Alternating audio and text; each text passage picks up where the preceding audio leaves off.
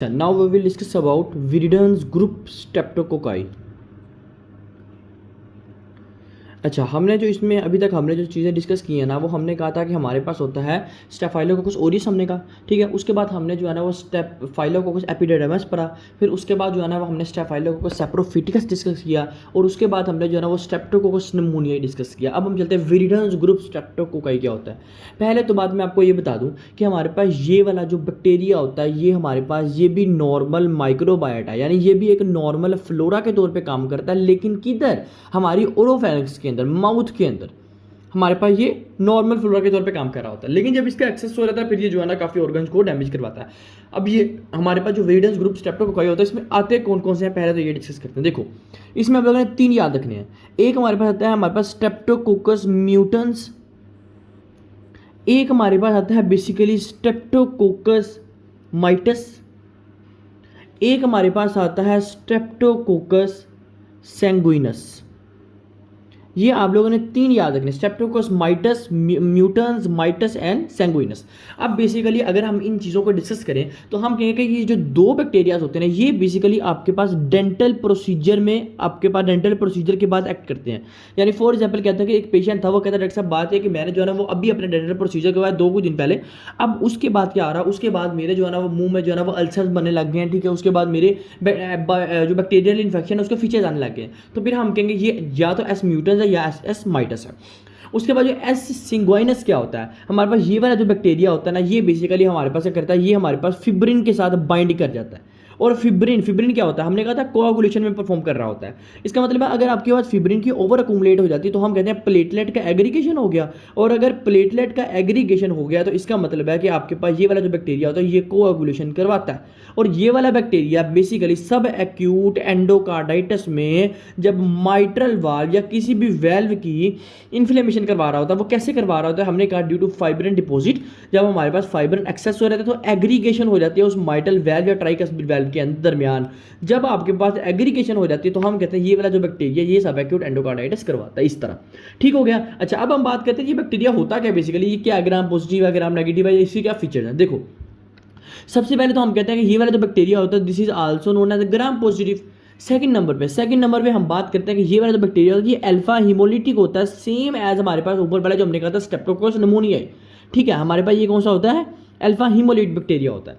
Third number पे हमारे पास ये भी जो होता है ये हमारे पास कोकाई शेप होते हैं, ठीक हो गया। उसके बाद फोर्थ नंबर पे देखो ग्राम पॉजिटिव आ गया, अल्फा हिमोलिटिक आ गया, हमारे पास कोकाई शेप आ गया। उसके बाद एक और बात बताऊं कि ये वाला जो बैक्टीरिया होता है ये ओप्टोचिन रेजिस्टेंट होता है। हमने जो ऊपर वाला डिस्कस किया वो हमने कहा था जो स्ट्रेप्टोकोकस निमोनिया ही होता है वो ओप्टोचिन सेंसिटिव होता है, यानी अगर उसको ओप्टोचिन मीडियम में डालो तो वो हल हो जाएगा। लेकिन ये ओप्टोचिन रेजिस्टेंट होता है, इसको इससे भी कोई फर्क नहीं पड़ता। और हमने डिस्कस भी किया था हमारे पास ओप्टोचिन होता क्या, ठीक है। ये आ गया ओप्टोचिन रेजिस्टेंट। उसके बाद हम बात करते हैं ये जो बैक्टीरिया होता है ये बाइल इनसोल्यूबल होता है। और जबकि हमने ये 2 बातें बिल्कुल इसके ऑपोजिट पढ़ी थी इन द स्ट्रेप्टोकोकस निमोनिया में कि हमारे पास जो वो ओप्टोचिन सेंसिटिव होता है और वो बाइल सोल्यूबल होता है, तो ये ओप्टोचिन रेजिस्टेंट आता है और बाइल इनसोल्यूबल आता है। तो आपने ये बात याद रखनी। देखो, मैं कहता हूं कि हमने कहा था ग्राम पॉजिटिव है, हमने कहा अल्फा हिमोलिटिक है, हमने कहा कोकाई शेप है, हमने कहा ओप्टोचिन रेजिस्टेंट है, उसके बाद हमने कहा this is also known as bile insoluble. और ये हमने कहा 3 तरह के होते हैं। एक हमने कहा हमारे पास होता है स्ट्रेप्टोकोकस म्यूटेंस, एक हमने कहा होता है स्ट्रेप्टोकोकस माइटस, एक हमने कहा होता है स्ट्रेप्टोकोकस हमारे पास सैंगुइनस। जो हमारे पास म्यूटेंस और माइटस होता है ये बेसिकली डेंटल प्रोसीजर में हमारे पास करवा रहा होता है काम।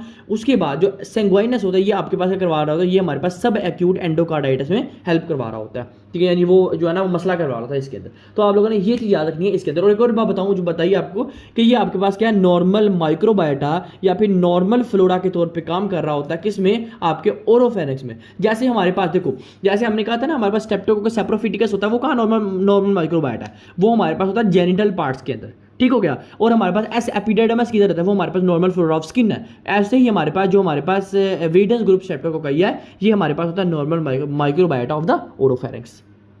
अच्छा, अब एक क्वेश्चन बनता है, वो क्वेश्चन ये कहता होता है कि देखो वो कहता है कि आफ्टर डेंटल प्रोसीजर, यानी एक पेशेंट आता है कहता है कि आफ्टर डेंटल प्रोसीजर उसको क्या हो रहा है, उसको फीवर हो रहा है, उसको जो है ना वो मरमर्स आ रहे हैं, एरिथमियाज वगैरह आ रही हैं, ठीक है, यानी आफ्टर डेंटल प्रोसीजर उसको जो है ना वो फीवर हो रहा है, उसको मरमर्स आ रहे हैं, तो फिर हम ये कहेंगे कि ये बैक्टीरिया, ये हमारे पास क्या हो सकता है, ये सब एक्यूट एंडोकार्डाइटिस हो सकता है ड्यू टू द एक्सेस हमारे पास mutation of the bacteria viridans group streptococci. उसमें कौन सा, स्ट्रेप्टोकोकस सैंगुइनस। तो हमने 3 डिस्कस किए, एक हमने कहा होता है स्ट्रेप्टोकोकस म्यूटेंस, एक हमने कहा होता है माइटस, एक हमने कहा होता है सैंगुइनस। म्यूटेंस एंड माइटस हमारे पास डेंटल प्रोसीजर में हेल्प करवा रहा होता है, और जो सैंगुइनस होता है वो हमारे पास क्या करवा रहा होता है, सब एक्यूट एंडोकार्डाइटिस के। अच्छा, अब उसके बाद जो हमारे पास उसके बाद आता है स्ट्रेप्टोकोकस पायोजेंस।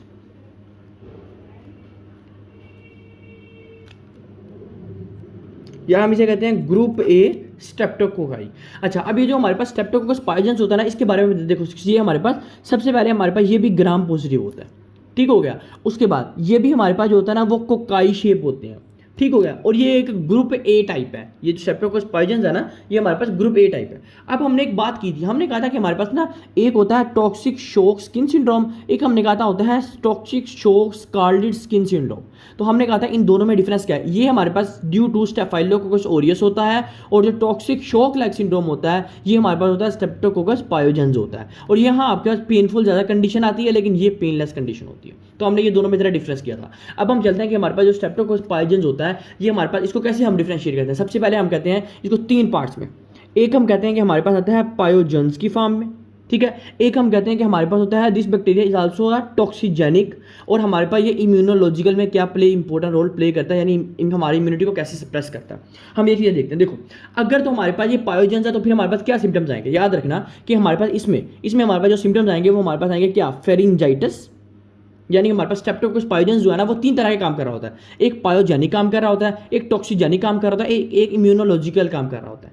जो हमारे पास पायोजेंस के तौर पे काम करता है, तो सबसे पहले बेशक सिम्टम लेके आता है कि उसको फेरिंजाइटिस है। फेरिंजाइटिस उसको जो है ना वो सेलुलाइटिस हो सकता है। सेलुलाइटिस के बाद हो सकता है इम्पिटिगो हो। इम्पिटिगो के बाद वो कह सकता है कि हमारे पास जो है ना वो क्या, एरिसिफिलिस हो।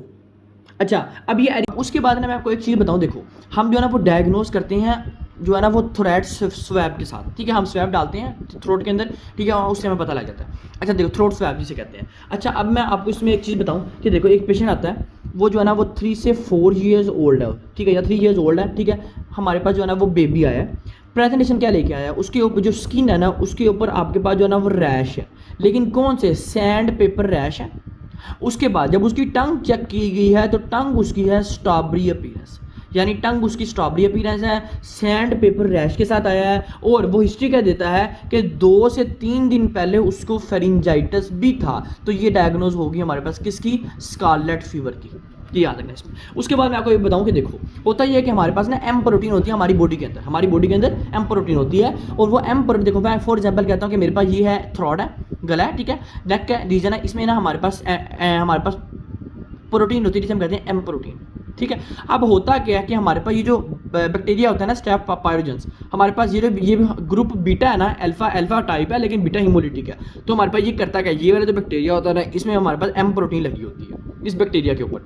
तो जब ये बैक्टीरिया आके हमारे पास इधर एक्ट करता है ना, तो हमारी बॉडी को ये लगता है कि हमारी बॉडी में एक बाहर से चीज़ आई है। तो हमारी बॉडी क्या करती है, हमारी बॉडी जो है वो एंटीबॉडीज़ बनाती हैं, और एंटीबॉडीज़ हमारे पास इस एम प्रोटीन को ख़त्म करने के लिए बनाती हैं। तो होता ये है कि बैक्टीरिया की एम प्रोटीन खत्म होने के साथ साथ हमारी बॉडी की एम प्रोटीन खत्म हो जाती है, जिस वजह से फेरिंजाइटिस हो जाता है, ठीक है। तो याद रखना कि हमारे पास रियोमेटिक फीवर की सेम कैरेक्टरिस्टिक्स आती है इसके अंदर। तो हमने ये बताया। उसके बाद ये हो सकता है जो पेशेंट है ये रियोमेटिक फीवर के साथ आए, ठीक है, और हमारे पास काफ़ी सिंड्रोम के साथ आए जो हमने चीज़ें डिस्कस की है।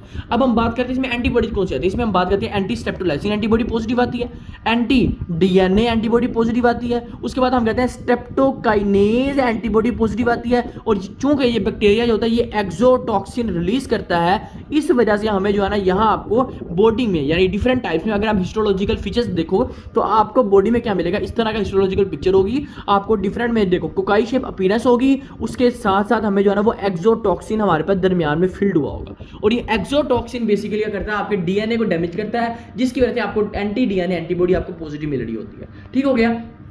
तो ये था। अगर मैं आपको ओवरव्यू बताऊं, सबसे पहले हमने कहा कि हमारे पास जो स्ट्रेप्टोकोकस पाइजन्स होता है ये फेरिंजाइटिस करवाता है, सेलुलाइटिस करवाता है, एमपीडिको करवाता है, आइसफेरेस करवाता है। उसके बाद टॉक्सिजाना में स्कारलेट फीवर करवाता है, टॉक्सी शॉक सिंड्रोम करवाता है, हमारा नेक्रोटाइजिंग फैशाइटिस करवाता है, इम्यूनोलॉजिकल में रियूमेटिक फीवर करवाता है और ग्लोमेरुलोनेफ्राइटिस करवाता है। उसके बाद ये टाइप ए होती है लेकिन बीटा इम्यूनिटिक होता है, इस वजह से हम रियूमेटिक फीवर में भी बात करते हैं, जो कि रियूमेटिक फीवर की हमने फिजियो डिस्कस की है।